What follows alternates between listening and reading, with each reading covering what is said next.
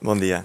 I would like to state here the main points of my doctoral dissertation, as well as the key research questions that have helped me to focus on the work of a Spanish sculptor, Jorge Oteiza, who lived between 1998 and 2003.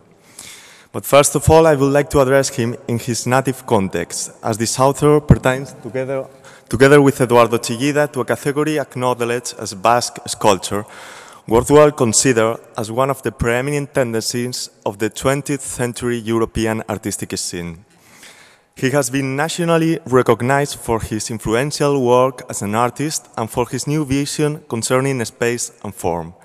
Such a vision had an important root in his primary attention towards the origins of art and expression in the prehistoric age. What you are seeing now is just an example of the type of statuary to which Oteiza felt profoundly attracted all along the 14 years he spent on Colombia. His works from that period give an exact account of this attraction. Some explanation for this is contained in his first written work, published at his arrival to Spain in 1952, in which he clearly states an interpretation of his own invention to demonstrate, in the first place, that the human being feels helpless in front of the immensity of nature, no matter which century we inhabit. And secondly, that a part of the social community feels as well a necessity to confront this defenseless sensation throughout the aesthetical expression as a way to get over this feeling. As far as a sculptural representation is concerned, the understanding of Oteiza developed vertiginously with his return to Spain, where he implemented his thought and aesthetical vision in order to confront his own world, the Basque sociopolitical context between the 1930s and the 1970s. His career as a sculptor at a mature stage only lasted 10 years, over the decade of the 50s, in which he proposed a thorough purification of all non-essential elements in his representations, by emptying the matter of the main geometrical bodies as the cylinder, the sphere, and the cube.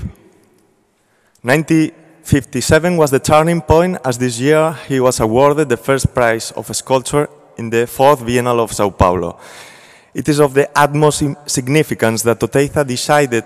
to abandon sculptural practice in his most successful moment just to fulfill his ambition of being helpful to his society. This decision, as well as the development of his thought, are exposed in his theoretical work, including extensive published material in books. Briefly, his interest in the emptiness inherent to his work reflects a programmatic search for a spatial solution capable of solving the anxiety of contemporary individuals associated with the peremptory character. Notwithstanding Oteiza's seducing way to throw these inspiring ideas into the public debate, given little notice of his main intellectual depths, some philosophical and spiritual implications could well be addressed within the international cultural scenario of his time and how this impacted on him. This is why it is crucial to analyze further the process by which Oteiza reaches his conclusions. Hence, I have proposed to study with academic rigor the importance of his theoretical postulates by discerning between original thinking and ideas that are indebted to core readings of early philosophical preoccupations found in thinkers such as Schellinger, Worringer, Sartre, Whitman, Ortega, Zambrano, Unamuno, among others. As critical interest to this day has focused mostly on Oteiza's work as a sculptor, thus neglecting some of his other facets, I aspire to remedy this research gap by considering the totality of his cultural production as a corpus, taking into account his work as a poet and theorist of Basque modern art in 20th century Spain. To